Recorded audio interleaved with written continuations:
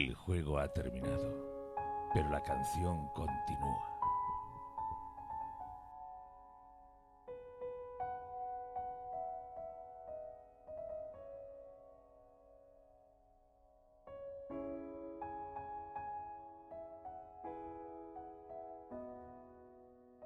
Bienvenidos todos y todas a La Canción Continúa, el primer podcast en español dedicado a la relectura de Canción de Hielo y Fuego. En el programa de hoy analizaremos el prólogo de Juego de Tronos y lo podéis escuchar tanto en iVoox como en YouTube.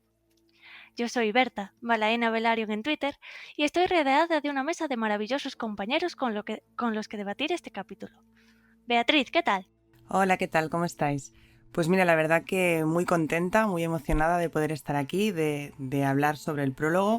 En literatura siempre se dice que hay que empezar bien las novelas para enganchar y desde luego este principio es increíble, así que con muchas ganas de debatir y bueno, de saber todo lo que hay que contar. Javi, ¿qué tal? Hola, muy buenas. La verdad es que había ya muchas ganas de grabar el primer podcast normal de La Canción Continúa y lo hacemos analizando un capítulo sensacional. La verdad es que el prólogo de Juego de Tronos es la mejor manera que tiene Martin de introducir nuestra historia y bueno, como veis estoy deseando ya comenzar a hablar sobre Y él. Santi, ¿cómo estás? Hola, ¿qué tal, chicos?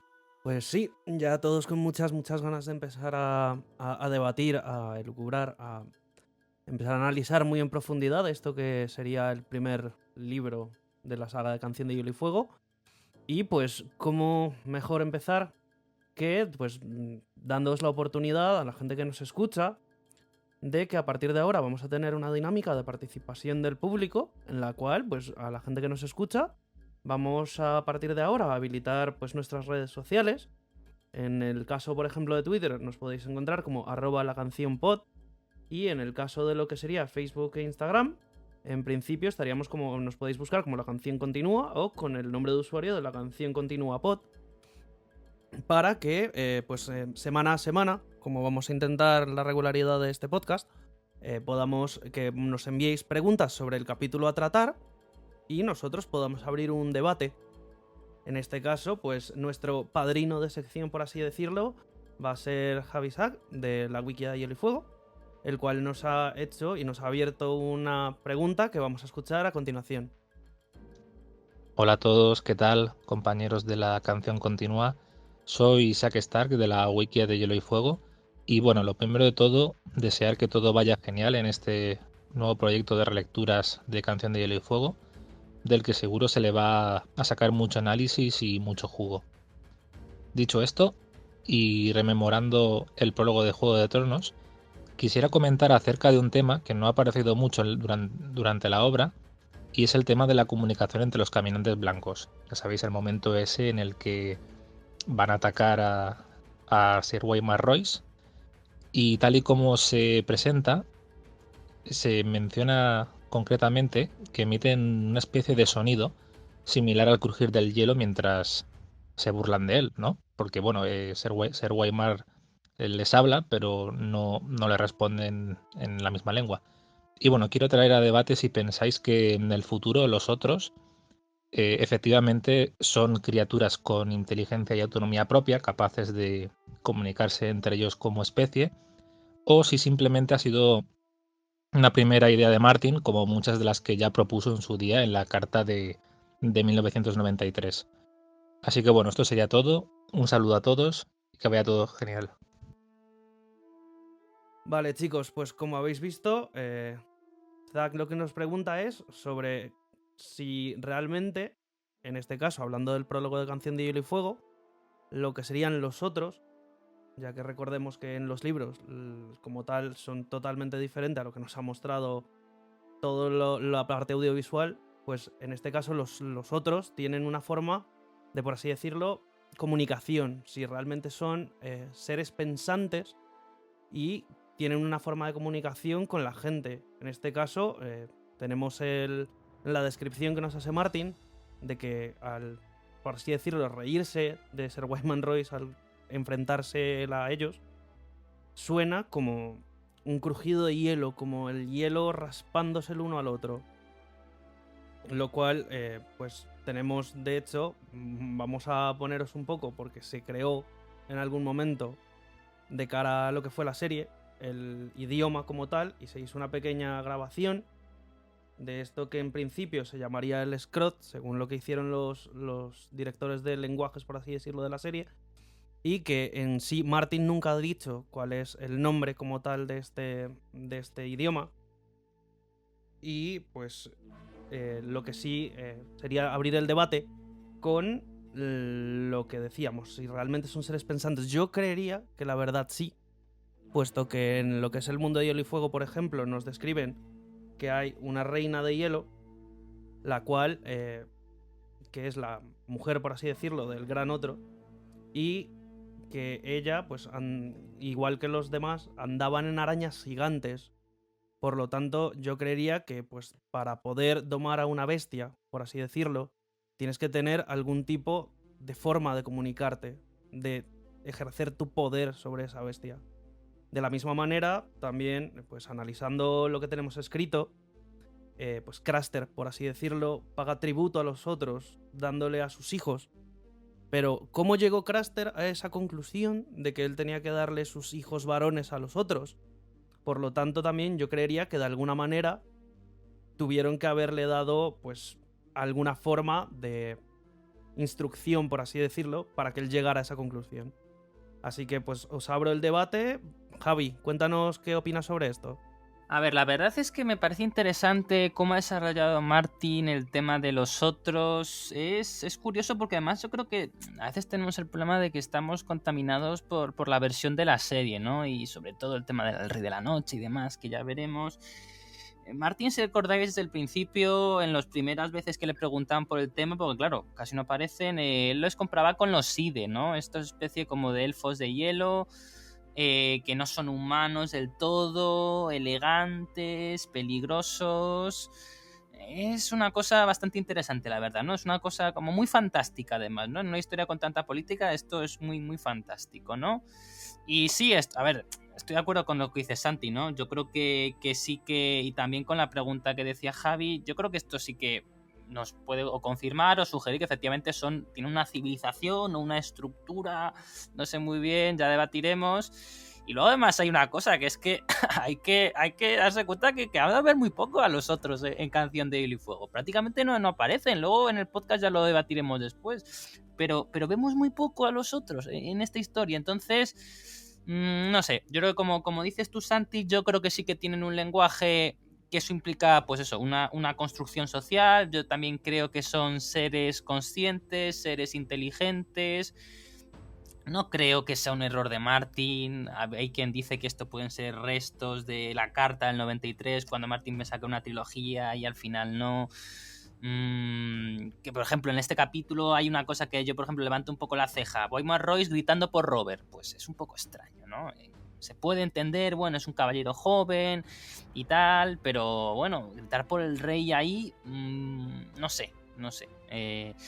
Pero bueno, sobre la pregunta, yo creo que sí, que es una decisión consciente de Martin, que no es ningún error y que sí, que efectivamente pues prueba que los otros, pues este hecho del lenguaje prueban que tiene una construcción social, una inteligencia y son, si no una civilización, una mini sociedad o algo así, pero vamos, que de acuerdo un poco con lo que has dicho en general.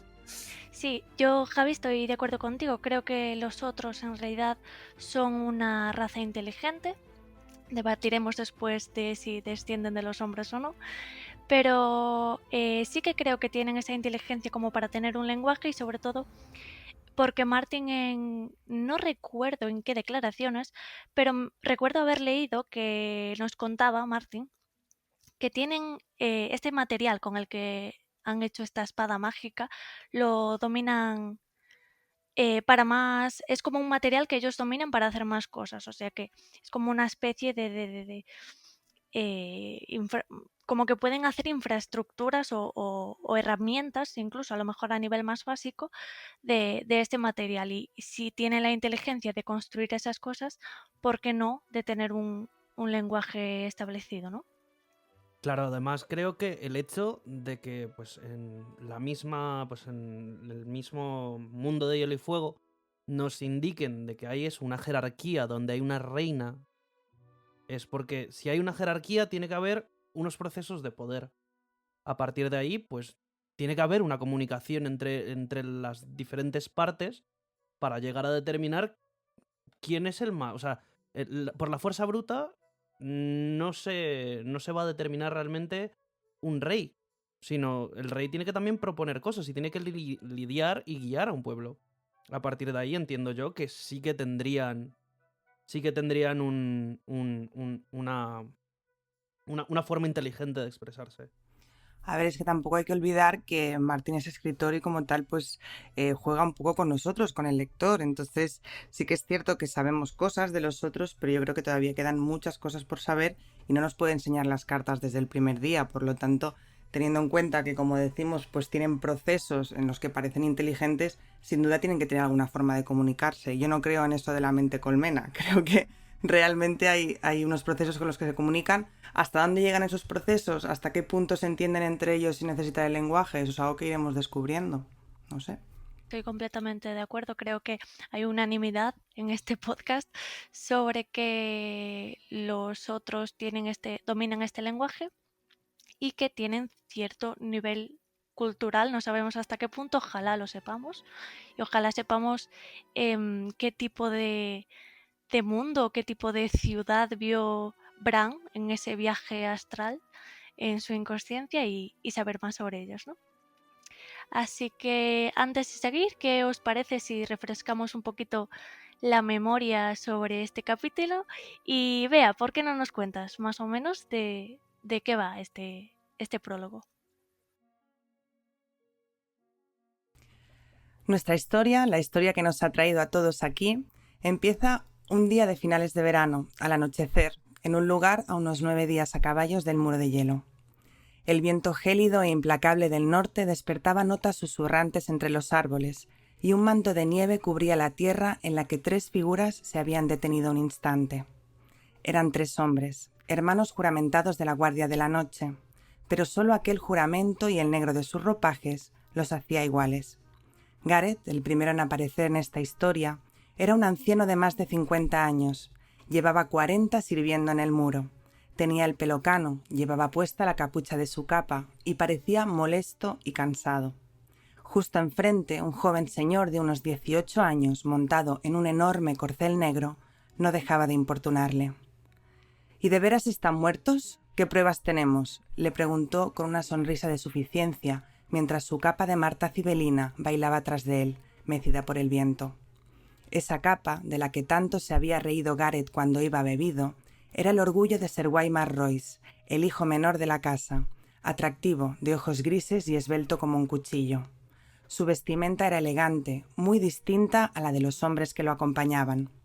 Calzaba botas de cuero negro, guantes de piel de topo y prendas de lana protegidas por una brillante cota de malla. De su cinto colgaba una espada larga, cuya empuñadura llevaba engarzadas piedras preciosas que refulgían con los últimos rayos de luz. Will los ha visto. Si él dice que están muertos, no necesito más pruebas, respondió Gareth visiblemente enfadado, aunque Will no solo percibió tensión en su voz, sino también un resquicio de miedo. Desde el punto de vista de Will, observamos la escena con ojos resignados.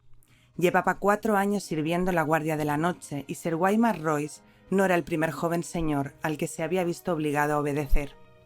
Fue cazador furtivo hace tiempo, hasta que tuvo que escoger entre perder la mano y vestir el negro, cuando los jinetes libres de los Mallister lo atraparon con las manos manchadas de sangre tras despellejar a un ciervo en sus tierras. No había nadie capaz de moverse por los bosques tan sigilosamente como Will, y los hermanos juramentados no tardaron en explotar su talento. Will aseguró que en el campamento de los salvajes ya no quedaba nadie vivo. Llevaban días siguiendo su rastro y tras una breve exploración los había encontrado a todos muertos, hombres y mujeres, pero ningún niño. Tampoco había armas ni sangre, prosiguió Will. Solo algunas espadas, unos cuantos arcos y una hacha de doble filo. Algunos de los cuerpos estaban sentados con la espalda contra la roca, pero la mayoría de ellos se encontraban tendidos en el suelo, como caídos. Royce, en su empeño por sacar de quicio a Gareth, le pidió su opinión sobre el motivo de la muerte de aquellos salvajes. Gareth le habló de todos los hombres que vio morir congelados durante el último invierno, cuando él todavía era un niño. Le habló del frío, del viento gélido que atrapaba a los incautos como un manto sigiloso, de cómo quemaba en la piel, de la mente de los hombres tratando de escapar del infierno con pensamientos de vino caliente y una hoguera.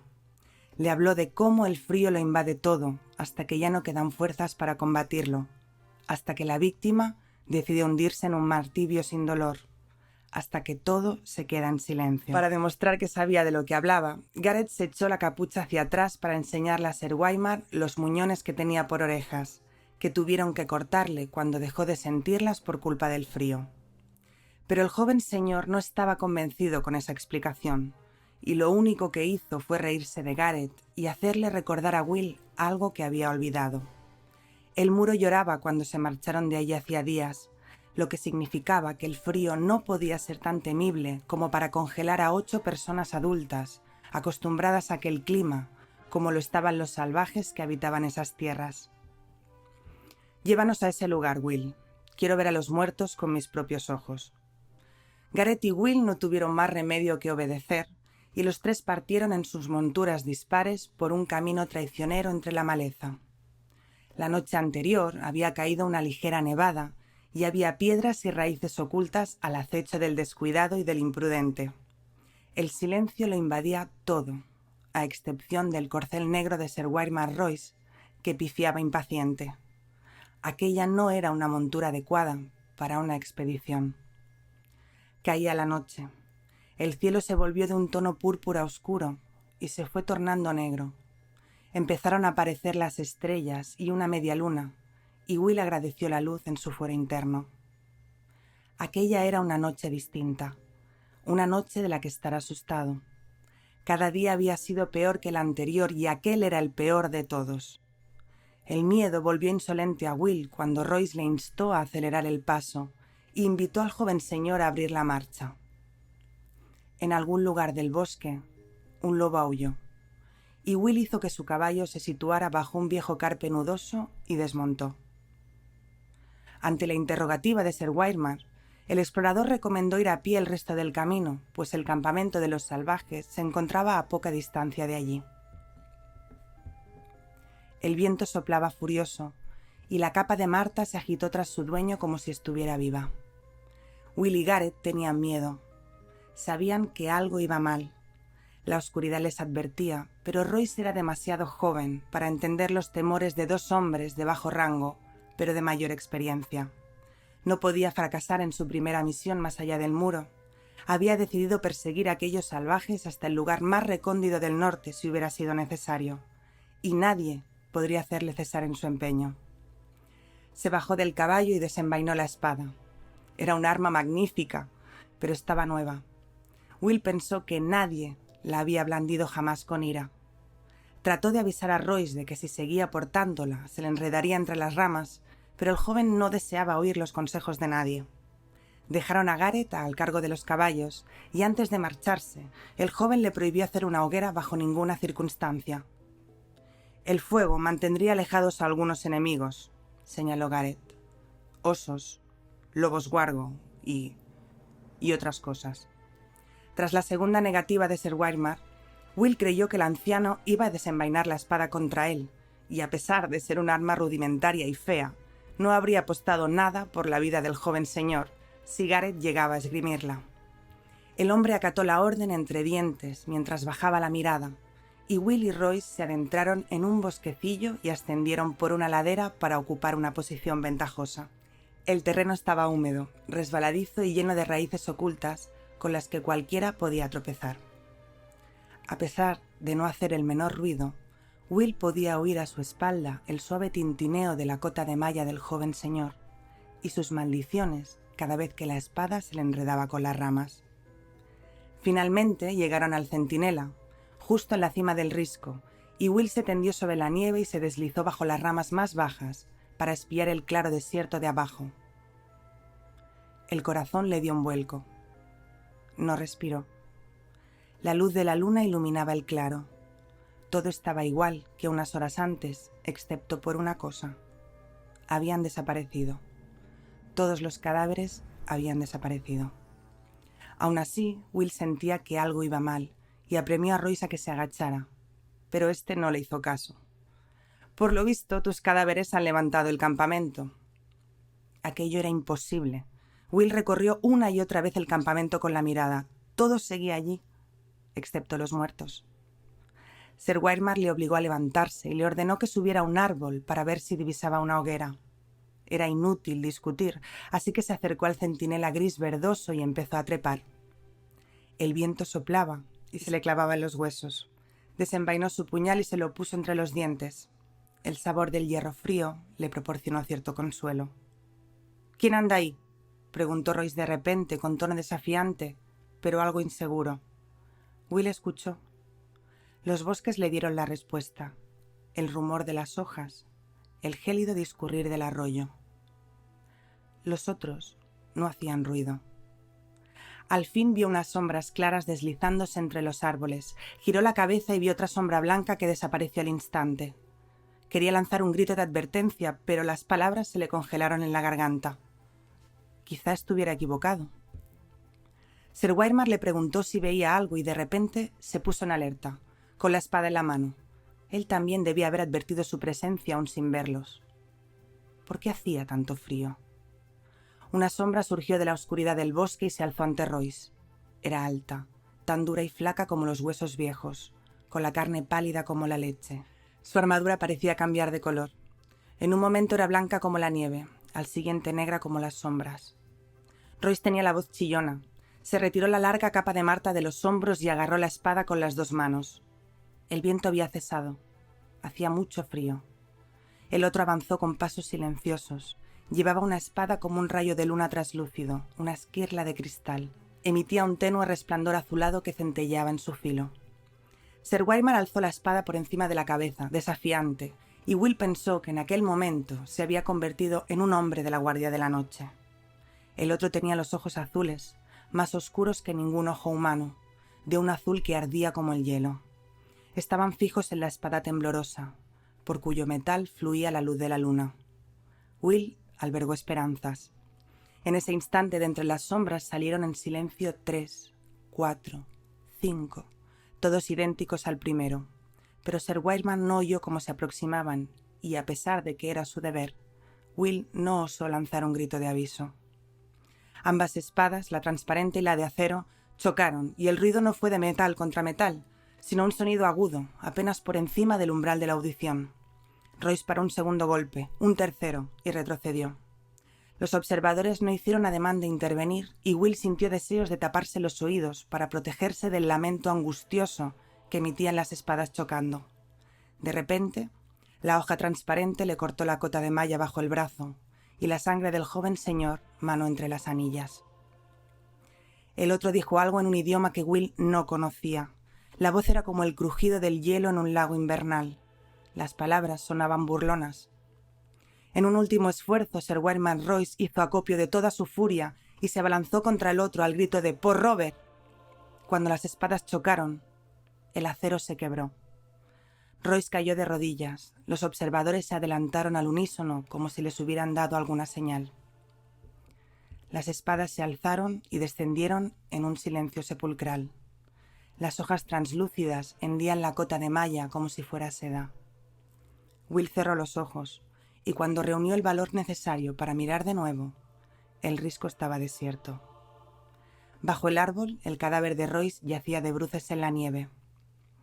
Resultaba más obvio que nunca que era muy joven. Un niño. Will recogió la espada retorcida del suelo. Aquella era la prueba. Gareth sabría lo que significaba, y si no lo sabría el viejo oso, Lord Mormont, o el maestro Aemon. Se preguntó si Gareth seguiría esperando con los caballos.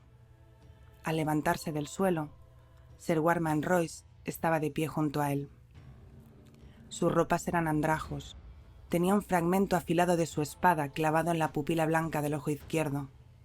El derecho estaba abierto, y la pupila ardía con un brillo azul. A Will se le cayó la espada de los dedos, y cerró los ojos para rezar. Unas manos largas y elegantes se cerraron en torno a su garganta. Llevaban guantes de piel de topo y estaban pegajosas por la sangre, pero su roce era frío como el hielo.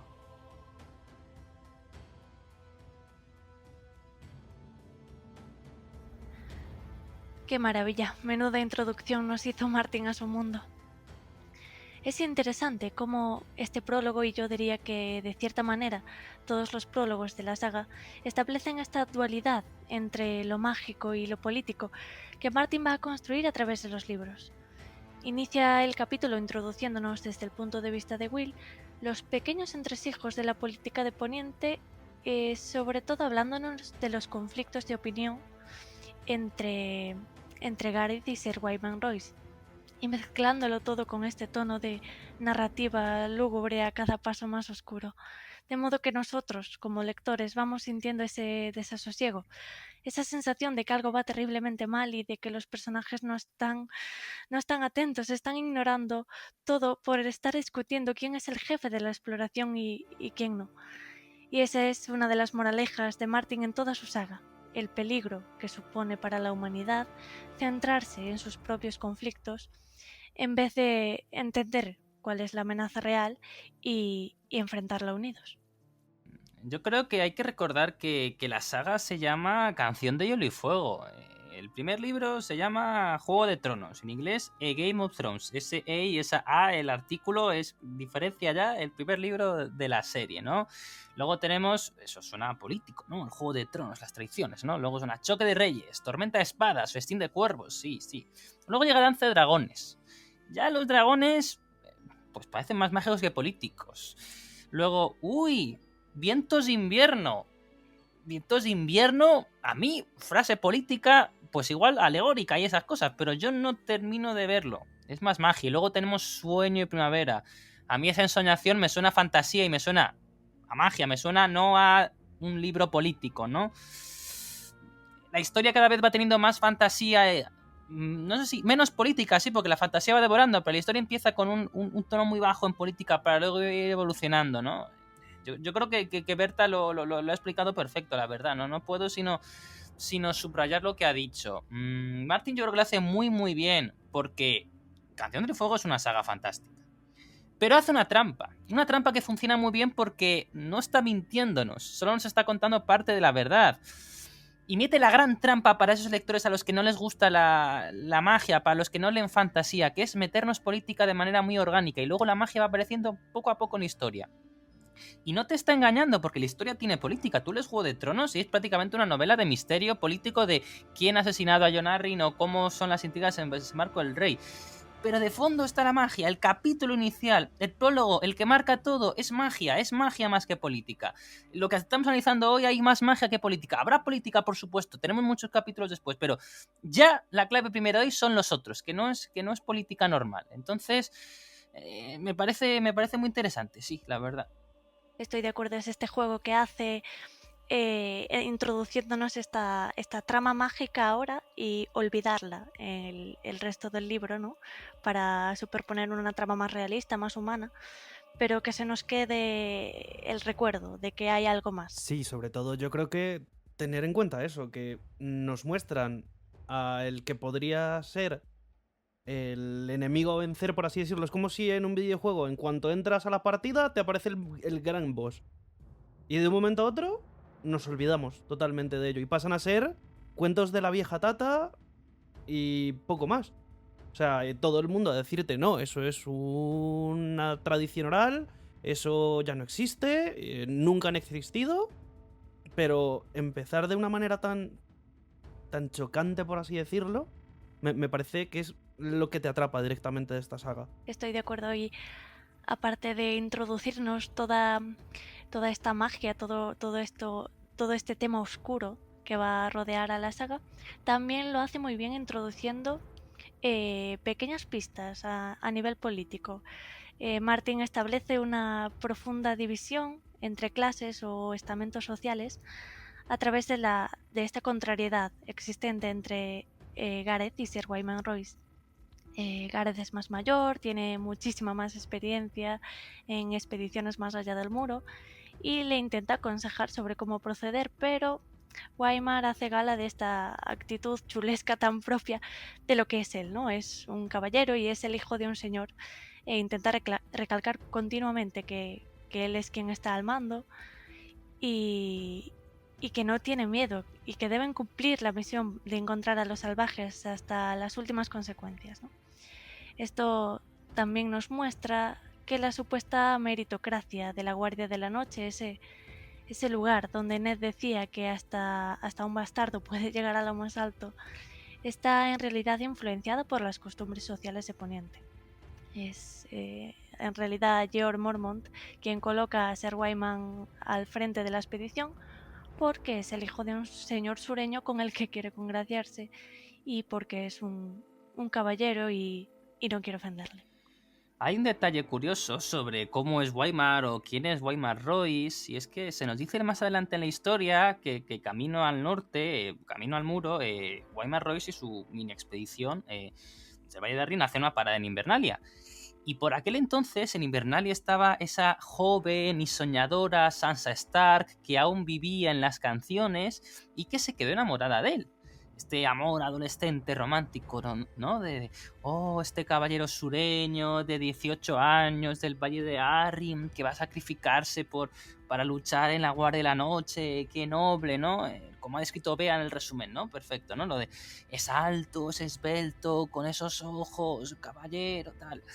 Claro, lo que pasa es que, como ha dicho Berta, estos caballeros de cuento son así por su clase social y porque son de una familia noble. Tienen unas ventajas que Will y Gareth pues no han tenido ni pueden tener, ¿no? Y para este tipo de expediciones, pues mejor que un noble y atractivo caballero sureño es mejor. Vale, Benjen Stark suponemos es de familia noble, pero un explorador veterano de la Guardia de la Noche que no sea de rancio abolengo, pero que sepa un poco de qué va, ¿no? Cómo lidiar la exposición, ¿no? Yo creo que es lo que tú dices, Berta, ¿no? Que a veces la política se pone por delante de los intereses comunes y se fastidia la historia un poco, ¿no? Sí, al final lo interesante yo creo que es que siempre se presenta a la Guardia de la Noche como que todos son hermanos, todos son iguales, y yo creo que Martin aquí es como que dice, bueno, todos son iguales, no. Es decir, sí, pero no. Todos están aquí por un propósito, pero esas clases no se olvidan, ¿no? Es como, al final, es un poco irónico el hecho de que se congracien tanto con el decir que son todos iguales, que todos tienen la misma misión, que son hermanos, pero luego a la hora de la verdad es eso, cogen a una persona que lleva 40 años en la Guardia de la Noche, que tiene muchísima más experiencia, y a otro personaje que además ha sido cazador y que está mucho mejor capacitado, pues al mando a un chaval de 18 años que sí, que probablemente en un momento dado su padre podrá dar dinero a la Guardia, que al final es lo que les hace falta, ¿no? Pero es la ironía esta que yo creo que es una crítica también bastante salvaje a lo que es el mundo real, ¿no? Y a cómo funciona. Estoy de acuerdo. Ya empezando por ese detalle que se comparan las capas de ropa y la calidad de la ropa que lleva cada uno, estando Wyman con sus ropajes caros y abrigado, ¿no? Él quiere seguir porque él está en mejores condiciones para seguir y también porque no quiere asumir el fracaso porque él es el líder y curiosamente Gareth y Will aceptan esta situación porque, bueno, es lo que han aprendido. Los señores están por encima de ellos y son los que mandan. Y por mucho que estén en desacuerdo, Gareth nunca se enfrenta abiertamente a Wyman. Y ni él ni Will se plantean no hacerle caso o no seguir sus órdenes a pesar de que la situación les está gritando que se larguen de ahí. Y eso es porque aun con toda la experiencia que tienen, su sociedad está basada en el linaje y en la sangre, y eso no les permite desobedecer. Y por su parte, Ser Wyman asume este papel de líder como un derecho propio y lucha continuamente contra el terror y la tensión que hay en el ambiente porque como líder y como caballero no se permite a sí mismo proyectar sus miedos ni asumir la posibilidad de volver de su primera expedición con un fracaso bajo el brazo, ¿no? Ahí creo que radica el absurdo. Ellos finalmente mueren por el sinsentido de no seguir a quien está preparado, sino a quien manda por cuestiones totalmente arbitrarias. Y esa es, creo, una de las moralejas principales que hace Martin en este capítulo y que es extrapolable a la saga en general. Que la gente muere por las decisiones de una minoría que ha asumido el poder por motivos totalmente arbitrarios. Un poco la ilusión del poder de la que hablaba Varys, ¿no? ¿Quién tiene el poder y por qué lo tienen? Sí, la verdad es que a mí me llama mucho la atención cómo Martin define muy bien a los tres personajes, ¿no? Tenemos un prólogo con tres personajes, pero quedan muy bien definidos, ¿no? Con muy pocas páginas sabemos muy bien quién es cada uno, de dónde ha salido, cuál es su escalafón social, un poco de su historia. De Weimar un poco menos, ¿no? Porque se dan más pistas de él en capítulos siguientes, ¿no? Pero Will y Gareth, pues Will, que es nuestro punto de vista, pues sí, sabemos pues su tragedia, lo de los Malister, pues ese tipo por ser un ladrón, un cazador, pues ya está condenado a la Guardia de la Noche, ¿no? Y nos da un poco de pena que por tampoco tenga una condena de por vida, ¿no? Yo creo que Martín nos intenta contar cómo funciona Poniente de una manera y que esa manera además no parece que vaya a cambiar, ¿no? El mayor cambio que ha sufrido la Guardia de la Noche en su historia, en ese ensayo chulísimo que lo pondremos en redes, supongo, que es ya de hace muchos años, que es el decaimiento de la Guardia de la Noche, ¿no? Por Stefan Sasse, que le podéis escuchar en nuestro podcast de presentación, historiador alemán, que es una cosa que es un ensayo que escribió él hace muchos años en Tower of the Honey, que en Mundo y Fuego, si no lo confirmó, nos dio muchas pistas que esto era así, ¿no? Y es que sobre cómo ha decaído la Guardia de la Noche, para ponernos en contexto, ya habrá muchos capítulos de la Guardia de la Noche en las novelas, ¿no? La Guardia de la Noche sirve como entretenimiento para segundos y terceros hijos de nobles, que parece una tontería, pero es una función social que al final es importante, ¿no? Es una cosa que ha pasado en nuestra historia real, incluso hasta hace no mucho, ¿no? El primogénito heredaba todo, por supuesto varón, en estas sociedades, y el resto se buscaba la vida. El primero hereda las tierras, y bueno, puede ser que con suerte alguno de los hermanos pequeños se quede con alguna tierra derivada. Pensamos si hay un conflicto, pues si has conquistado una tierra o has ganado a otro señor feudal o a otro lord, pues las tierras conquistadas, las tierras obtenidas en esta mini conquista, que no pensemos en un reino, sino en una región pequeña, pues igual son para uno de los hermanos, ¿no? Que ahora tienes ya algo que custodiar, ¿no? Pero incluso a partir de ahí podría formar otra familia y otra rama cadete y demás, ¿no? La cosa se complica, pero la clave es que el primogénito heredaba y el resto se buscaba la vida, y en el mundo real pues se hacía, a veces se hacía de un orden religiosa, se hacía caballero. En este caso, pues Weimar Royce no es el primogénito. Los Royce es una casa noble, una casa de rancia abolengo, herederos de los primeros hombres, ¿no? Weimar no va a heredar esa riqueza, no va a heredar legendarias espadas de acero valirio, no va a heredar No, pues entonces te buscas la vida. Y para alguien que todavía cree en los primeros hombres, en alguien descendiente de los primeros hombres y tal, pues igual, pues ir al muro pues puede servir, ¿no? Como una justificación vital, ¿no? Recordemos, ¿la Buena Noche para qué sirve? Pues estos batallas entre señores feudales por un molino. Lo vemos en el segundo cuento de Anquier, La Espada Leal. No una gran batalla de 1000 contra 1000 hombres, sino pelea de un puñado de campesinos contra otro, con un caballero o dos en cada bando, por un molino, por un arroyo, por unas tierras, ¿no? Y esos problemas, cuando no estaba Aegon, cuando estaba Aegon se aplicaba la ley del rey. Antes, pues había una batalla y el señor que mandaba a los que estaban luchando entre ellos, o si han disputas entre reinos, pues ala, venga, los que han perdido, al noble que esté por ahí deambulando, a la Guardia de la Noche, venga, ya está.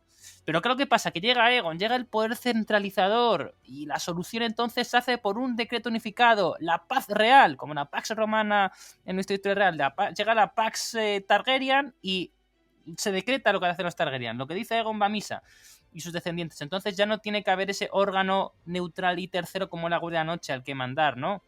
El rey juzga lo que pasa, ya no hay que hacer más, ¿no? Entonces, pues ese es el gran decaimiento de la Guardia de la Noche, ¿no? Tenemos un paradigma que es la Sala del Escudo, la Sala del Escudo en la cual vemos todos los escudos de toda la gente noble que iba a la Guardia de la Noche, que dejaba su escudo, y la Guardia de la Noche dejaba de ser de una gran casa, dejaba de ser de una familia, era un noble, ¿no? Ya eso no sucede, a la Guardia de la Noche ya solo van bandidos, criminales, y esos nobles, salvo excepciones Stark, excepciones de los primeros hombres, ya no van allí, y se ha perdido esto.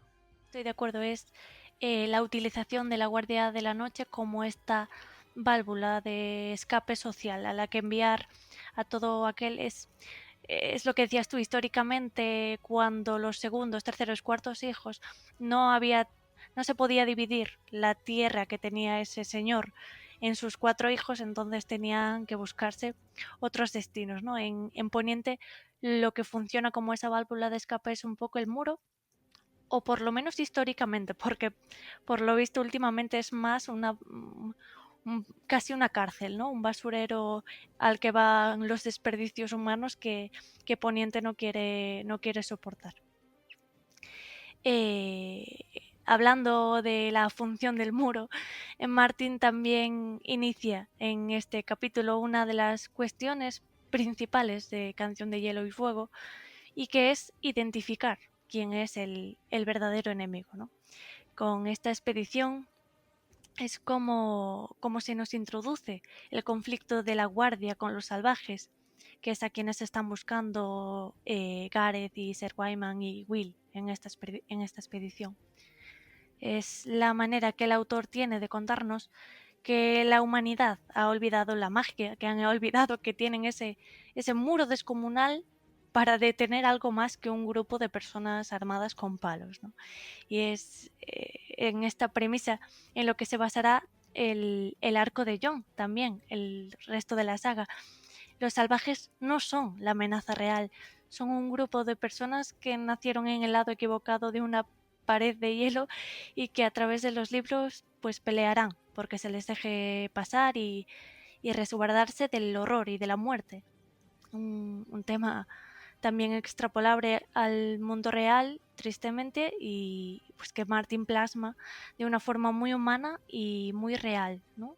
Habla también de las consecuencias de todo esto, todo el arco de los salvajes, el racismo que hay en Poniente y en el muro contra ellos, todo el conflicto que supone resguardar a miles de personas con recursos limitados. Todo esto es una bomba de relojería que acaba explotando finalmente en la forma de la muerte de Jon. Y es por eso, ¿no? Porque el muro, la Guardia de la Noche, ha olvidado cuál era su objetivo principal a través de los años, ¿no? Y a pesar de exponernos todos estos ingredientes políticos para su mundo, Martin nos deja en este prólogo su capítulo también más explícitamente mágico, más frío y uno de los más terroríficos, ¿no? Nos introduce a los otros como los verdaderos enemigos, en contraposición a los salvajes. Que en este capítulo los salvajes están muertos, son seres humanos que no van a hacer daño a nadie, a diferencia de estos seres, ¿no? Estos otros son una figura olvidada, un terror que los seres humanos han dejado de lado y son el miedo, son la muerte. Toda la trama política que se nos introduce en los capítulos siguientes, el conflicto Stark, Lannister o Jon Arryn, etcétera, pues son puras distracciones, ¿no? Los otros son la amenaza que arrasará con todo y cuando están a punto de luchar, Will señala que emiten ese ruido, ¿no? Ese ruido como que suena a risa. Y es un detalle relevante, un detalle curioso, porque es como que se están riendo de la debilidad del humano que tienen delante y de ese valor vacío de Wyman, de ese código de honor arbitrario que hace que Wyman se lance a su muerte y que es un código pues que ellos no comparten, ¿no? Pues le matan entre los 5. Es un poquito como que se ríen de las costumbres sociales de Poniente. Sí, aún así me parece muy, muy curioso, hilando con lo que decías antes, el hecho de que sigue en el imaginario, ¿no?, del universo. Es decir, por supuesto son leyendas, por supuesto son cuentos, pero tampoco Will, en el momento en el que ocurre, él de alguna forma ya lo ha sentido. Es decir, él de alguna forma empieza a creer en eso, si es que no lo hacía ya antes, y hay un momento en el capítulo en el que dice que tanto Will como Gareth sienten que algo no está bien y que no tiene nada que ver con los salvajes, que es algo más. Claro, tenemos que tener en cuenta que es un universo en el que la gente es supersticiosa, pero aún así está claro que sigue en ese imaginario y que a pesar de los siglos y de bueno, pues que todo eso se ha ido tapando y, como tú dices, hayan aparecido circunstancias y motivos racistas con los salvajes, de alguna forma, al menos en el muro y creo que también en el norte, es algo que sigue contándose a los niños, aunque sean leyendas, y de alguna forma lo bueno es que en el primer capítulo te dicen, no, esto no son leyendas, esto ya está aquí.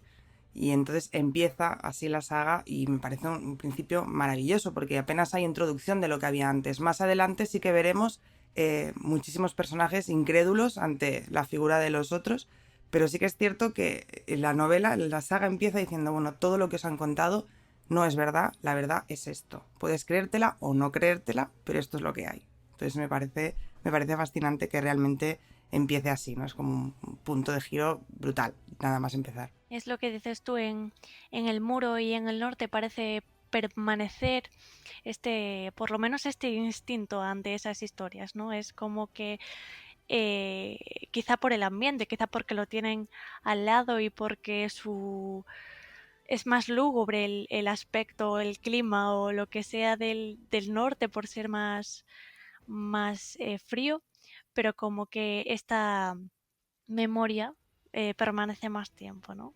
Es por eso quizás, que es algo sorprendente, a mí me sorprendió por lo menos la primera vez que leí el prólogo, la entereza de Ser Weimar al encontrarse con estos seres, ¿no? No sé, no se echa a correr, no, no pega un grito, no, asume su existencia y al César lo que es el César, ¿no? Es, por muy cretino que nos parezca, se lanza a por unos seres que acaba de ver por primera vez en su vida y con un adelante, bailemos, ¿no? Así, encima con valor. Sí, yo creo que lo que tiene Martin, ya lo hemos dicho, el fandom yo creo que tenemos claro que Martin no es un creador de mundos, o sea, a lo Tolkien, ¿no? No tiene una mente creativa súper poderosa a la hora de hacer un montón de razas distintas, de producir y diseñar lenguajes y hacer regiones súper únicas. Tú con total honestidad te pones a pensar en el Valle de Arryn y no tiene mucha chicha, ¿no? El dominio es un copia-pega de cualquier región de fantasía con sus caballeros, ¿no? Pues hay algún elemento un poco así especial, pero las regiones en sí no tienen mucho misterio. Martin no ha desarrollado el Dothraki ni el Valyria, ¿no? Lo que hace Martin increíblemente bien es crear personajes. Es un maestro, es un genio creando personajes. Si nos interesa el mundo de Hielo y Fuego es por los personajes que habitan en el mundo de Hielo y Fuego, ¿no? Son personajes de carne y hueso. Y lo vemos aquí ya en el primer prólogo de Juego de Tronos, ¿no? Esa capacidad genial de Martin en 15 páginas, no sé ya ni las que tiene, ¿no? Pero esta capacidad de crear personajes reales en tan poco tiempo y que se nos queden tanto me parece espectacular. Sí, con respecto a esto de los personajes, que es algo que habéis dicho al principio, yo reconozco que Wyman Royce al principio me caía fatal, pero la verdad es que hay que ponerse un poco en su piel en ese sentido. Quiero decir, estamos hablando de un chaval de 18 años que se siente en el deber de estar no solo por encima de hombres que él es consciente de que son superiores a él a nivel de experiencia, sino que además cuando llega el momento de la verdad, como decís, asume ese papel y se tira y que sea lo que tenga que ser, ¿no? Entonces es como, realmente es lo que dice Javi, son personajes muy profundos y son personajes que no vuelven a aparecer, bueno, luego sí, pero ya me entendéis, y aún así te quedas con ellos y dices, ostras, realmente hay un trabajo detrás de todo eso, hay una construcción de personajes muy profunda y me parece estupendo porque, como he dicho al inicio con la presentación, todo tiene, o sea, las novelas, la literatura, las películas, todo debe empezar fuerte, debe enganchar al lector, debe dejarles con ganas de más.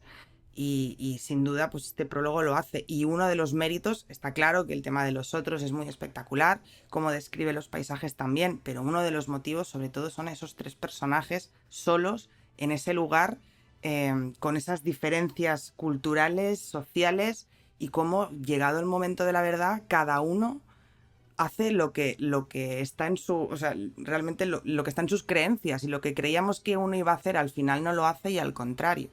Eso es muy, muy interesante. Es una muestra de cómo Martin subvierte continuamente las ideas que vamos construyendo mientras leemos, ¿no?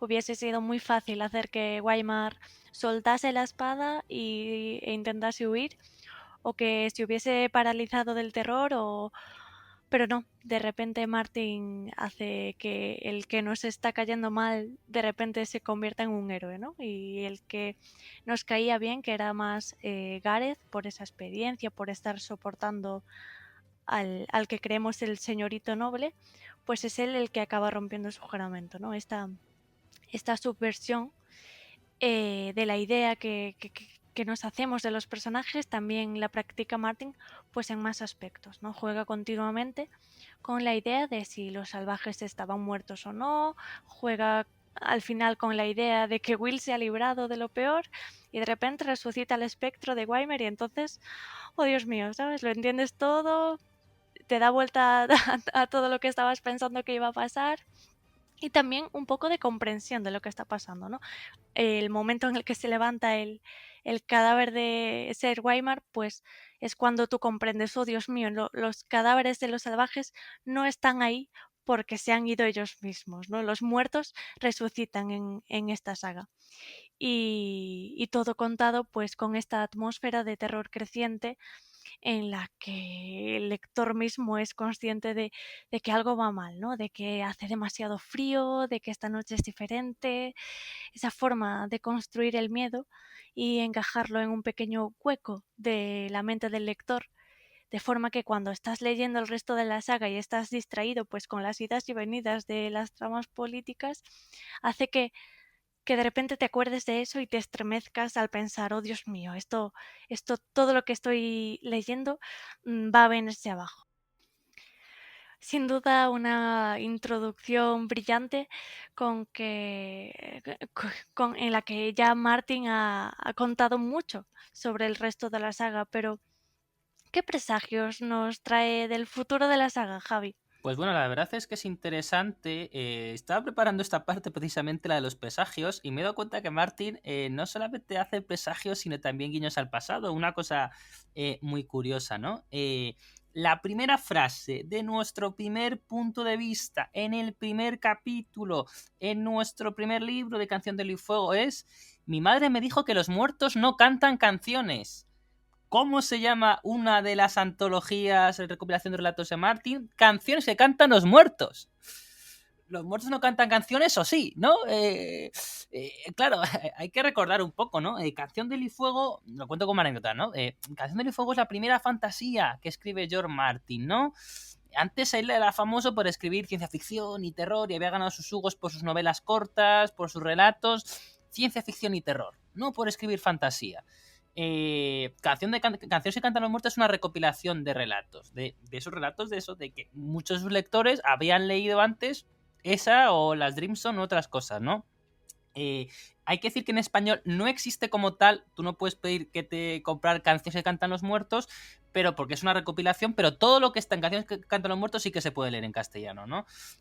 Todo lo que aparece ahí aparece en diferentes partes, en las 3 autobiografías literarias de George Martin, que ha publicado Gigamesh en español, Luz de estrellas lejanas, Híbridos y engendros y Un corazón atribulado.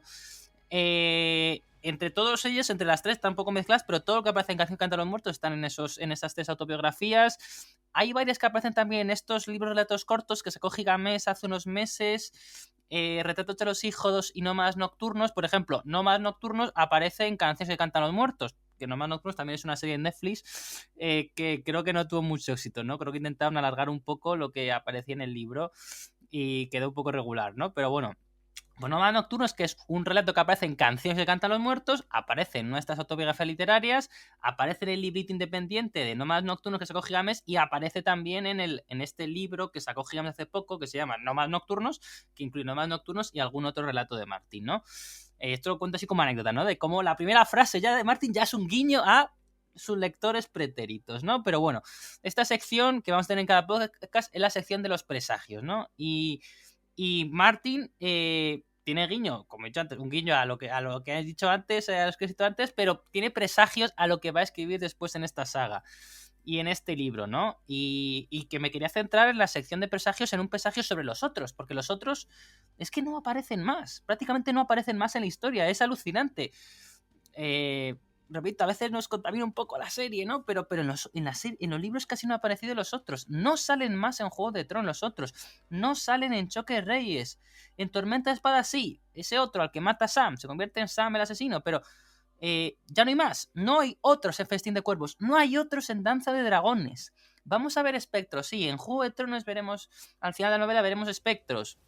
Y se nos mencionarán más veces, pero otros prácticamente no aparecen en la historia. Entonces, los otros están vinculados directamente con la primera rotura de normas que tenemos, con la primera cosa que nos dice que estamos en un relato fantástico, que algo no funciona bien, que esto no es una historia política, que es que, bueno, porque lo que hemos leído, lo que podíamos haber leído hasta este momento, bueno, son unos caballeros de una orden medieval, son atacados por gente un poco rara, pueden ser como seres mágicos, ¿no? No está del todo claro, tiene una espada como de un material extraño, una armadura también extraña, bueno, puedes pensar que tiene una tecnología un poco extraña, ¿no? Pero cuando saltan todas las alarmas, cuando nos damos cuenta de que esto no es una historia normal política, es cuando los muertos se levantan. Cuando los muertos no cantan canciones, sino que se levantan.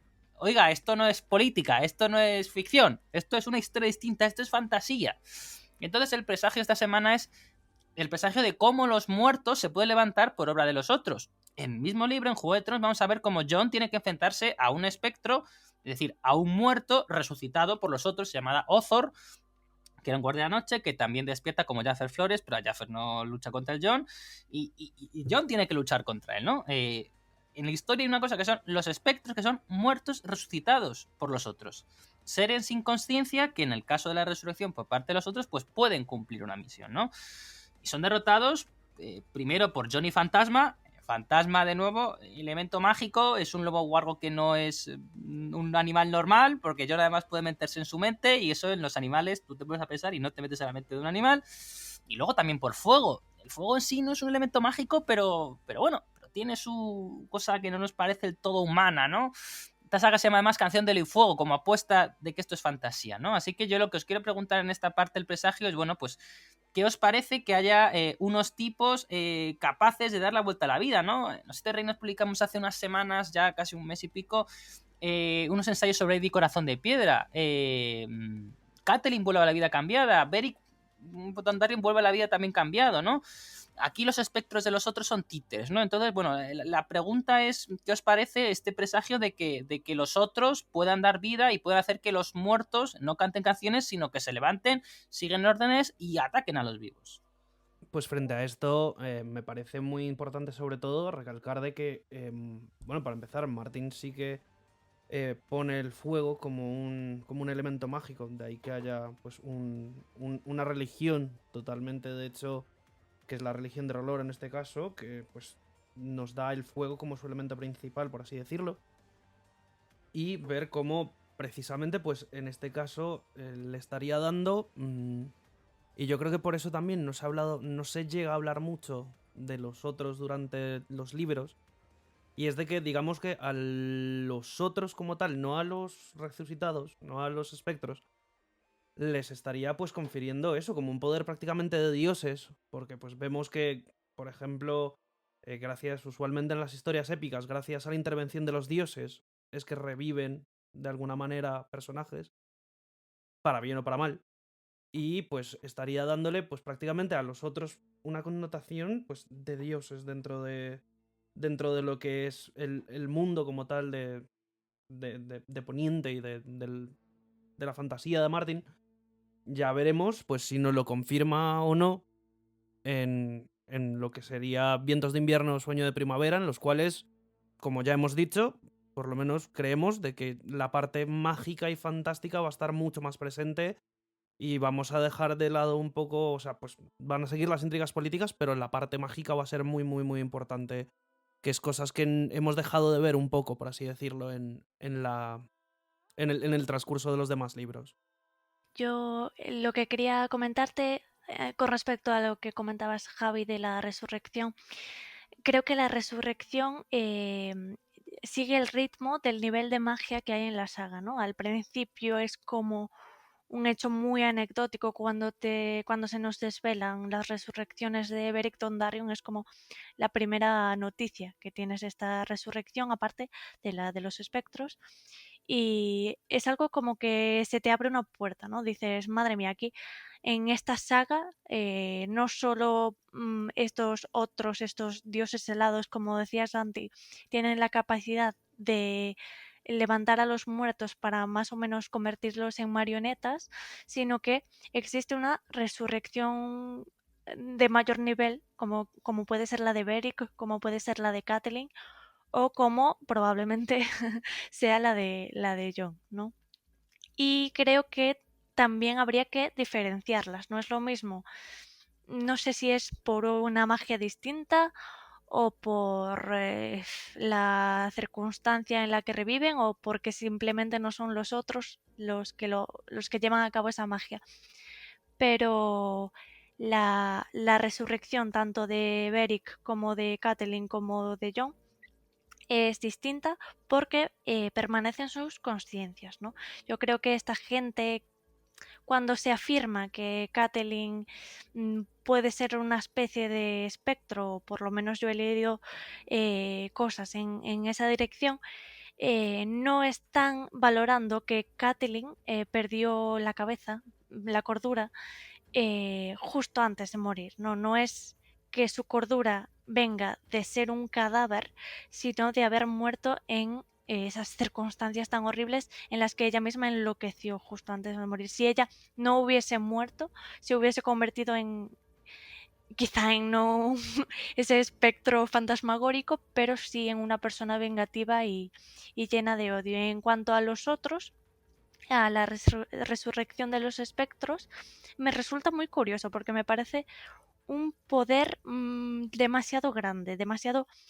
Si Martin no lo va a resolver en la dirección de la mente colmena, en el sentido de el otro, si tú matas al otro, matas a todos los espectros que ese otro ha convertido, no, no le veo muchas posibilidades a los héroes que haya en Poniente de ganar, o por lo menos supongo que ahí intervendrán los dragones de Daenerys y arrasarán, ¿no? Como quemando un campo de paja seca, ¿no? Es un poquito, me parece un poquito desmesurado, pero veremos cómo se resuelve, la verdad. A ver, yo creo que cada vez que hablamos de la serie a veces nos limpiamos un poco la boca, ¿no? Pero la serie yo creo que alimentó mucho a los otros y les dio unos poderes que igual tienen alguna razón, pero no encajan del todo, ¿no? Con los libros. A ver, el tema del Rey de la Noche, lo que ha dicho Martin. De hecho, es interesante en inglés, ya tenemos, si nos ponemos puntillosos, uno es The Night King y otro es The Night's King. Es el rey de la noche, pero es el rey de la noche, como es un pelín distinto, ¿no? Técnicamente no es igual el mismo término de la figura del pasado del rey de la noche con la figura de la serie, ¿no?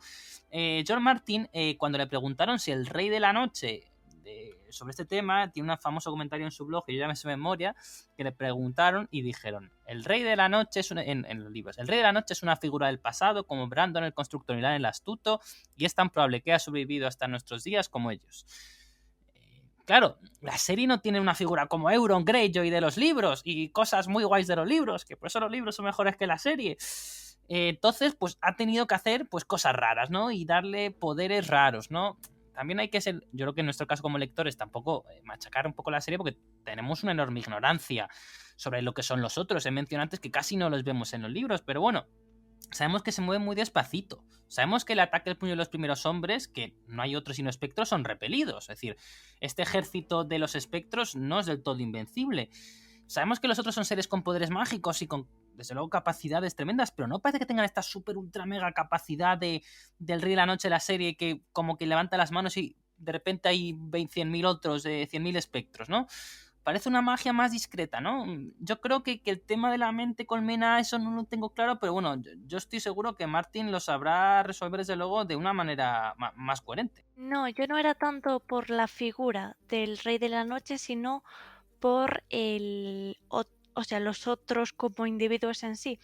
y en su relación no es como que matas a un rey de la noche y se volatilizan todos los demás, sino que a lo mejor esta magia de la que dependen los espectros sí está ligada pues a lo mejor al otro con la que lo convirtió, o con la arma, o no sé, esa espada mágica.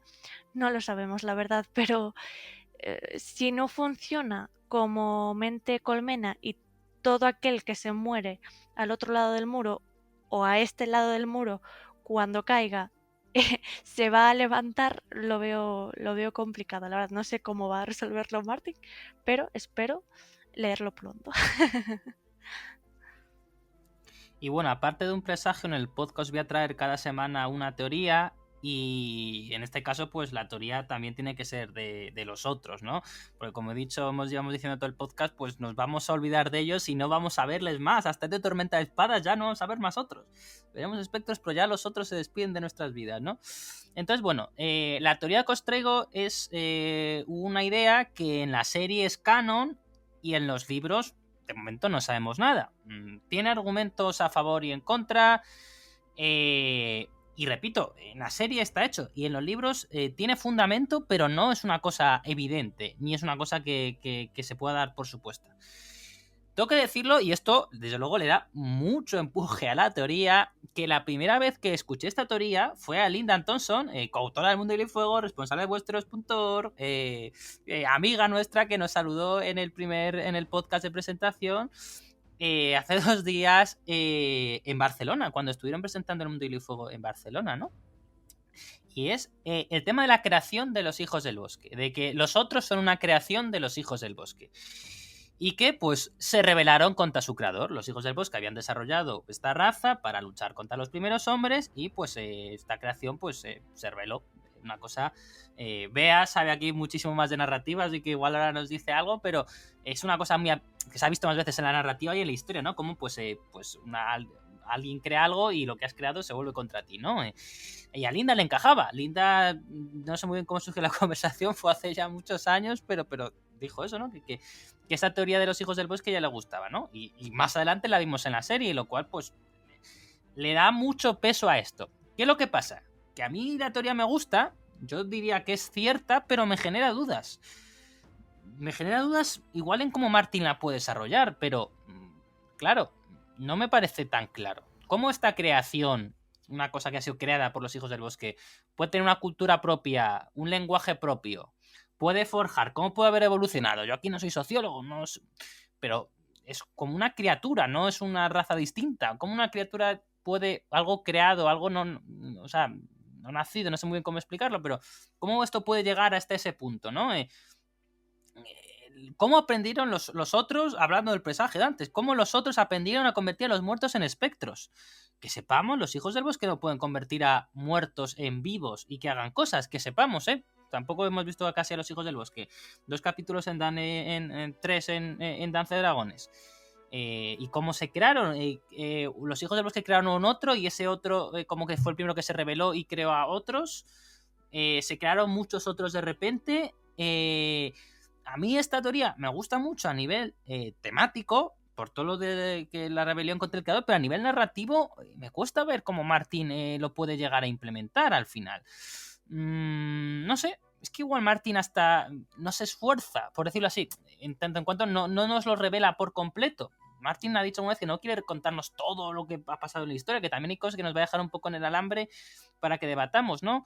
No va a haber un punto de vista otro. Tengámoslo claro, ha dicho Martin que no va a haber nuevos puntos de vista. Sabemos que hay siempre un punto de vista original en prólogos y en epílogos. Prólogo de Vientos de Invierno, pues no parece que vaya a ser punto de vista de un otro. O sea, aparece Jaina Westerling. No sé si va a tener Vientos de Invierno epílogo. Igual no, diría que no. Y para Sueño y Primavera, pues hombre, punto de vista de un otro, pues no me encaja, la verdad, ¿no? Si debería ser por lo de prólogos impares en el norte y frío, encaja más un Guardia de la Noche, pero bueno, igual Martín nos trolaría demasiado con un punto de vista de un otro, ¿no? Yo creo que si no ha hecho punto de vista de Reyes, no va a hacer punto de vista de otros, ¿no? Entonces, epílogo de Sueño de Primavera, pues no, debería ser verano, de lo un otro no, ¿no? Entonces, Pues digo, igual Martín nos revela esto. Entonces lo que os quería preguntar es ¿qué os parece esta teoría? Que esta teoría de que los otros son una creación de los hijos del bosque, si os la creéis, y también como yo, si os la creéis, pero también os genera dudas, si no os parece esto nada claro. Yo personalmente sí que me creo esta teoría. El momento de la escena en la serie, cuando lo vi, me llevé las manos a la cabeza y dije, spoiler, brutal. O sea, lo asumí como cierto en el momento, porque es lo que dices tú, encaja narrativamente, encaja en la forma de Martin, de esas subversiones que hablábamos antes, ¿no? De ¿y qué tal si el enemigo más grande que te estoy presentando en realidad es creación pues de unos seres que sepamos buenos, ¿no? Y lo que dices tú, no sabemos más o menos cómo funciona o qué pasó en ese momento para eso, pero yo creo que es un poco rollo Skynet, ¿no? Se les fue de las manos, empezaron a pensar por sí mismos. Yo creo como pasa en la serie, que los crearon a partir de hombres, ¿no? Convirtieron a hombres vivos en estos seres, no en el Rey de la Noche, no a uno solo, sino a varios. Y a partir de ahí, pues supongo que se fueron reproduciendo y crearon sus propias culturas, su propia magia, se desarrollaron. O sea, Berta, perdona que te interrumpa. ¿Tú crees que se reproducen los otros? Sí, en base a la otra fantasmagórica de las leyendas, supongo que habrá. Entonces, ¿por qué requieren a los niños de Craster? Ya, es que ahí está la cuestión. No sé si es que. Claro, es curioso pensar, se reproducen, entonces hay otritos pequeños. Hay bebés otros, no lo sé. Claro. A mí se me ocurre que no se reproduce, pero por lo que has comentado. A ver, yo pienso, por ejemplo, en los golems, que aparecen muy presentes en la mitología judía, también relatos de Oriente Medio, ¿no? Son creaciones, son seres artificiales, y como son creaciones artificiales no tienen las capacidades del creador, ¿no? Como es un ente artificial creado, no puede crear por sí mismo, ¿no? No pueden dar vida. Para dar vida tienen que pervertir, tienen que destruir otra, ¿no? Pero claro, ¿por qué los hijos de Craster son otros y no son espectros? Es que nos falta información al final. Supongo que magias distintas, ¿no? Tienen una manera de convertir seres humanos en seres como ellos y simplemente cuando simplemente matando, pues con estas armas especiales o haciendo una magia posterior que no sabemos, pues se convierten en espectros. Lo que sí, tienes tu razón, quizá no es tanto que se reproduzcan, sino que no se mueran. O sea, que sean los. Bueno, Bueno, ya, razón no, ya. o sea, aquí estamos teorizando, vamos, tirándonos unos triples que no veas, aquí Me refiero certezas más a que ninguna. a lo mejor no es que se reproduzcan, que no avancen el tiempo reproduciéndose, sino que simplemente no mueran y que los otros que hay ahora sean los mismos que se fueron a dormir la siesta hace 8.000 años, ¿no?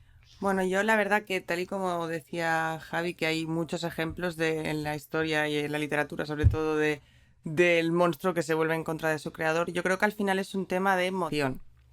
Porque sí que es cierto que en los ejemplos que hemos visto en la literatura, los creadores siempre han tenido motivaciones y han tenido algo que los ha movido a hacer algo que está en contra de la naturaleza. En este caso, pues yo qué sé, si hablamos de Frankenstein, por ejemplo, pues Víctor Frankenstein tenía una ambición brutal en conseguir crear vida de la nada y al final todo eso se le vuelve en contra. Yo creo que en ese sentido sí que hay una motivación clara, por lo tanto sí creo que es posible. Respecto a la magia que tienen no estoy segura, pero imagino que también. Pero sobre todo yo creo que la motivación es lo que los impulsa a crear a los otros y de alguna forma evidentemente se vuelve en su contra, pero es un motor que hay que tener en cuenta, el tema de la motivación sobre todo. Yo es que frente a lo que estábamos hablando y frente a lo que hablaba Javi de quién sería el creador como tal de estos otros, de estos caminantes blancos o como los queramos llamar, hombre, también además de ser el típico ejemplo de eso, de la creación que se sale de las manos, esto lo vería yo si los hubiera, pues eso, si los hubiera creado los niños del bosque. Pero también tenemos en cuenta de que dentro de las mismas leyendas de esos, tenemos al Gran Otro, el cual pues representa todo lo que es el frío, la muerte. Y hombre, estamos hablando de unas criaturas que son la encarnación precisamente de ello, tanto del frío como de la muerte, que de hecho, pues el mismo Martin como nos lo expresa en el prólogo, que su forma de expresarse es como un lenguaje de hielo, por así decirlo. Por lo tanto, también podríamos pues, ahondar en que fueran también creación de otra entidad, que en este caso sería una entidad que fuera un dios, y de ahí mismo su mismo poder de poder hacer la resurrección de muertos y demás. Por lo tanto, creo que también sería pues un punto a considerar el hecho de que no solamente pues, fuera una creación de los niños del bosque, como ya se ha visto en sitios, sino que también pudiera ser pues hijos como tal del gran otro. Frente a que se reproduzcan o no, hombre, la cosa está en realmente ver lo que hablaban ahora. ¿Hay pequeños otros? Pues tiene que haberlos, porque en principio los hijos de Craster son entregados a ellos. Entendemos que no, pues al momento no lo sabemos porque no tenemos más información, pero no creo yo que se los coman, por así decirlo. O sea, yo creo que los transforman en sus pues mandos o así para seguir alimentando y creando más gente que pueda crear más espectros, por así decirlo. Sí, es que es esa cuestión, ¿no? O se reproducen ellos mismos o convierten a bebés en ellos mismos y los crían, ¿no? Al final, más o menos, es la misma cosa, es dudando a partir de esto. Decía Santi que pueden ser creación de un ente aparte o simplemente una raza distinta, supongo. Y es que yo lo pensaba, o sea, yo creía que eran una raza totalmente ajena, que vivían muy al norte y que no tenían nada que ver. Pero en el momento en el que vi la escena de Juego de Tronos me encajó tanto, fue tan, no sé, fue como una revelación para mí y creo que encaja tan bien que los niños del bosque en su afán de deshacerse de los primeros hombres crearan un arma contra los hombres y que esa motivación que les dieron de termina con los hombres permanezca hasta hoy, que esa sea, que por eso tengan esa motivación de hacer daño, pues creo que encaja demasiado bien como para dejarla de lado, ¿no? Sí, yo creo que es una teoría que encaja todo, ¿no? Al final, cuando vemos una teoría, medios, motivos y oportunidad, ¿no? Medios, pues los hijos del bosque claramente tienen esa capacidad mágica, ¿no? Motivos, por supuesto, están en guerra contra los primeros hombres y quieren derrotarle. Oportunidad, pues en el contexto de la guerra tienen unos momentos para hacerlo, ¿no? Encaja muy bien, la teoría encaja muy bien. Mis problemas son con el cómo. Yo creo que el qué está bien, pero el cómo es lo que ya no sé bien, ¿no? Pero bueno, la teoría, repito, a mí me gusta mucho y me convence. Mi única duda es qué va a hacer Martin para hacernos digerir esto, ¿no? Y si Martin también lo va a revelar, ¿no? Por la estructura de puntos de vista que hemos dicho, ¿no? O Bran recibe información estando en la cuerva de tres ojos, que podría ser.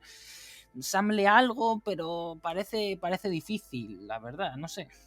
En cuanto a eso, justamente te quería comentar, porque ya lo comentaste antes, que la forma en la que yo creo que Martin nos podría contar todo esto es a través de los propios niños del bosque que están con Bran, ¿no? Yo creo que en cuanto brinden, o sea, el cuervo de tres ojos, le empiece a explicar más o menos por qué están ahí y cuál es su papel, que no lo sabemos tampoco, pero que yo me imagino que será, pues eso, luchar contra la amenaza de los otros, eh, que los propios niños del bosque pues le acaben contando, mira, estás luchando contra esto porque nosotros mismos fuimos los responsables de traerlos al mundo, ¿no? Yo creo que puede ser una vía mediante la que Martin nos explique cómo se crearon. Para finalizar, os quiero exponer ciertos escenarios que hubiesen pasado en la saga si algo de lo ocurrido en este capítulo hubiese sido diferente. Para empezar, ¿qué hubiese pasado si Will no hubiese muerto y hubiese dado la voz de alarma en el muro? Pues la guardia de la noche habría dado aviso al protector en el norte, que sería Ned Stark. Quizás Ned Stark decidiese no marcharse porque aunque Robert no hubiese escuchado las peticiones que Benjen o la Guardia de la Noche les hubiera hecho, porque hubiera dicho, mira, no, estoy ocupado bebiendo y, y buscando una mano del rey, quizá Ned sí hubiera escuchado a su hermano, ¿no? Entonces nunca habría ido al sur. Sansa y Arya tampoco estarían en casa. Entonces no habría muerto y no se había generado una guerra de los 5 reyes en principio, ¿no? Hubiera saltado por lo menos de otra forma muy distinta y quizás una guerra de 3 reyes y no de 5, ¿no? Además, Benjen nunca saldría a buscar a Ser Waymar porque ya sabría lo que ha pasado y nunca se hubiera perdido, por lo que no tienen que ir a buscarle a él. Así que jamás hubiese habido un motín y Mormont no hubiese muerto. Y Jon nunca se habría convertido en comandante de la guardia. Lo que probablemente posteriormente provocase una guerra terrible cuando Mance Rayder llegase al muro sin previo aviso. Y al mismo tiempo, Theon no hubiese tomado Invernalia porque los Stark seguirían donde están y Bran en principio no se hubiera marchado con el Cuervo de 3 ojos, así que muy probablemente eso supusiese que en el momento de la guerra contra los otros, pues la humanidad lo tuviese muy difícil. Sí, la verdad es que nos pintas escenarios divertidos, Berta. A ver, yo creo que hay una variable independiente que es clave, lo has comentado tú antes, Berta, que es que la muerte de Jon Arryn. Jon Arryn muere envenenado por su esposa, pase lo que pase más allá del muro, ¿no? Es uno de los mecanismos de Meñique para ganar poder a través del caos, porque el caos en Poniente es lo que le viene bien. Por supuesto, a los Lannister les interesa, los Lannister también quieren ganar poder. Ven que hay un contexto que puede ser adecuado y van a utilizar esta muerte de Jon Arryn en su beneficio, llegando finalmente a conseguirla, buscando la muerte de Robert para que su heredero sea un Joffrey Baratheon, que es más Lannister que Baratheon y que puede ser muy influenciable, especialmente si Tywin es mano del rey o tiene un gran poder. Varys lleva toda la historia, sin que esto lo sepamos, conspirando en las sombras para que sea rey quien está sentado en el trono de hierro, ni su dinastía, sino otra persona, un supuesto Aegon que descubriremos en Danza de Dragones. Y bueno, por estos factores, guerra iba a haber en Poniente sí o sí. Habría consecuencias distintas por los actores involucrados, pues Robert igual está vivo, moriría diferente sin Ned Stark, pero bueno, hubieran cambiado cosas, pero guerra y conflicto entre reyes iba a haber. De todas maneras, también yo creería que, como dices tú bien, Javi, guerra iba a haber. Por un lado o por el otro. Y en cuanto hubiera guerra, Robert hubiera convocado a Ned, porque Ned no deja de ser su hermano de 1000 batallas, por así decirlo. O sea, él mismo lo dice. Él, cuando gana la guerra contra los Targaryen, la gana teniendo a Ned de su lado. Y por lo tanto es muy muy probable de que de todas maneras Ned hubiera ido al sur. La cosa está en si le hubiera dado tiempo de encontrar todas las pistas para darse cuenta del por qué los hijos de Cersei no se parecen a Robert, y a partir de ahí pues, se hubiera metido en toda la pelea contra los Lannister y hubiera acabado muerto. Pero sí o sí guerra hubiera habido y Ned hubiera bajado a desembarco a ayudar a Robert. La cosa está en ver, pues ya, si en este caso las Sansa y Arya hubieran bajado, o si todo lo que pasó con Bran y todo lo demás no se hubiera pasado, porque no hubiera llegado Robert al norte en este caso. Sí, hubiera cambiado todo bastante, pero lo que sí es seguro, lo que sí es seguro es que hubiese habido guerra de todas formas, de una forma u otra. Y nos plantean aquí un segundo escenario que hubiese pasado si Gareth hubiese muerto al otro lado del muro. Si Gareth hubiese muerto al otro lado del muro, nunca habría habido una decapitación. Y entonces los niños Stark nunca hubieran encontrado los lobos Vargo, lo que implica que probablemente Bran y Catelyn hubiesen muerto en el ataque del asesino de la daga. Y si Catelyn muere, nadie secuestra a Tyrion y no se inicia la guerra, o por lo menos no se inicia de la misma forma.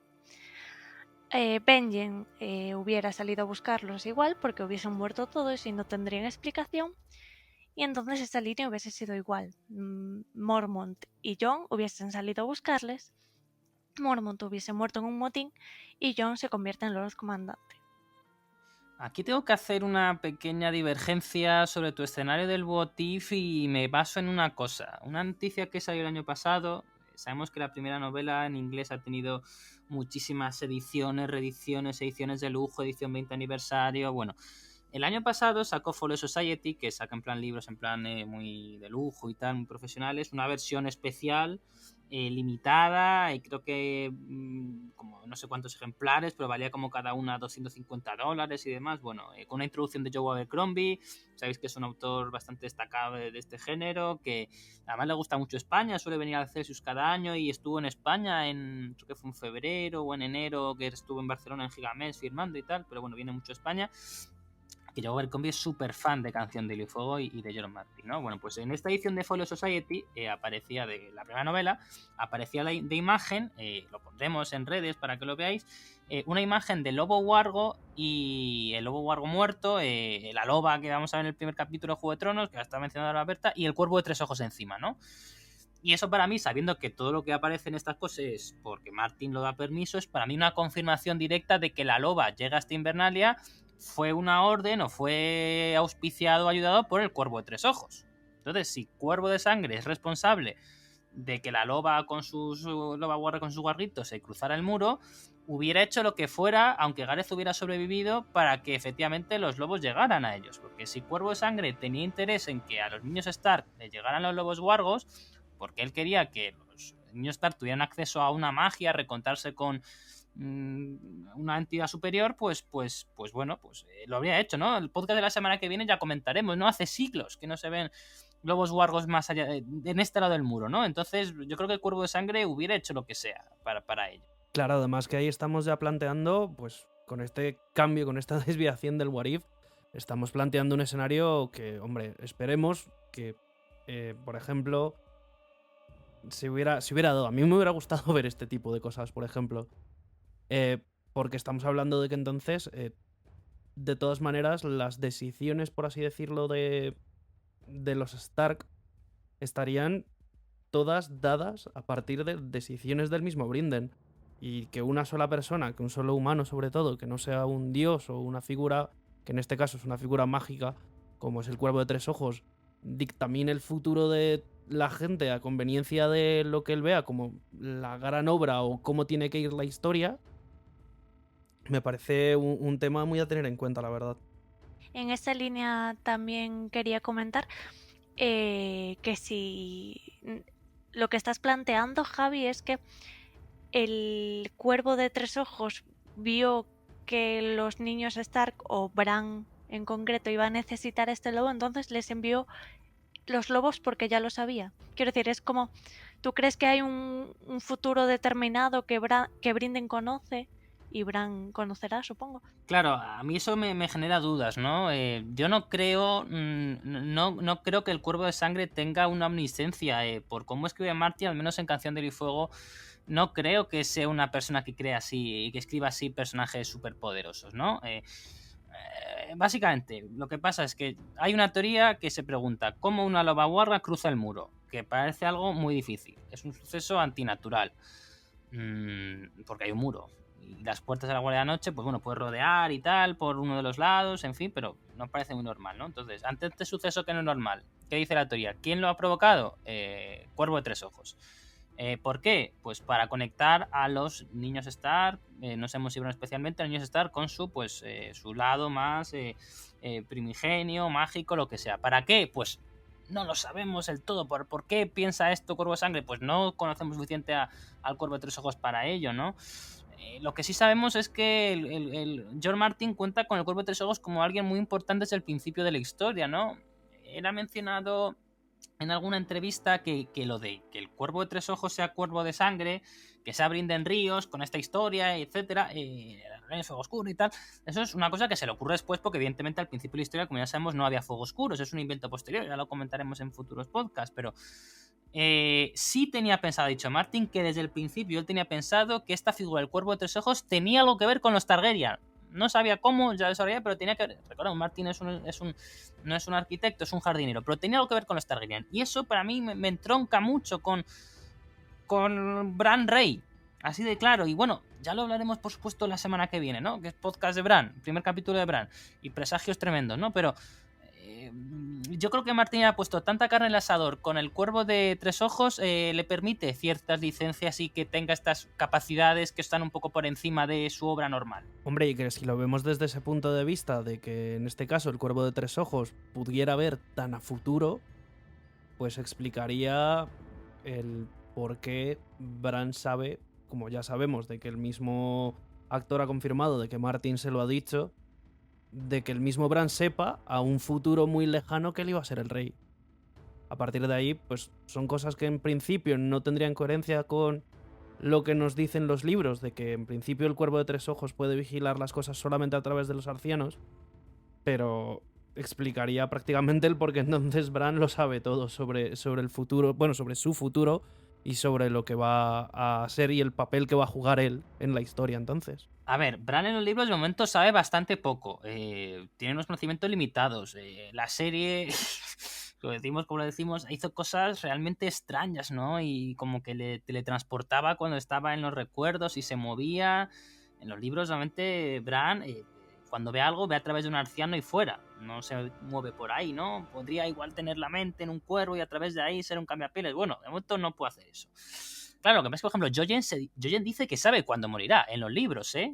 Y eso implica tener un conocimiento del futuro. O sabe cuándo morirá. Es un verde evidente.